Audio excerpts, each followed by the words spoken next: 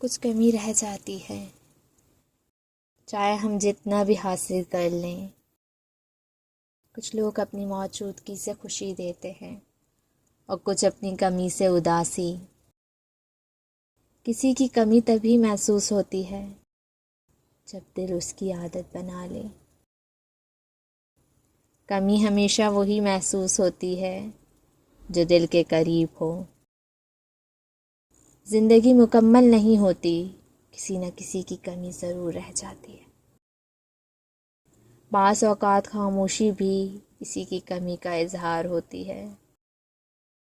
कमी सिर्फ जिस्म की नहीं होती, रवैयों एहसासात की भी होती है। जो दिल के करीब हो उसकी कमी सबसे ज़्यादा महसूस होती है। यादें हमेशा उनकी आती हैं जिनकी कमी कभी पूरी नहीं होती। कमी का एहसास हमेशा रात की तन्हाई में ज़्यादा होता है। कुछ कमी ऐसी होती हैं जो वक्त के साथ बढ़ती हैं, कम नहीं होती। लोग चले जाते हैं लेकिन उनकी कमी रहती है। असल कमी उस शख्स की नहीं, उसके खुलूस की होती है।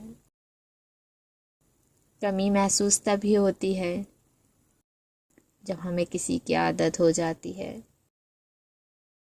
रिश्ते मुकम्मल तब होते हैं जब दोनों तरफ से कमी पूरी की जाए।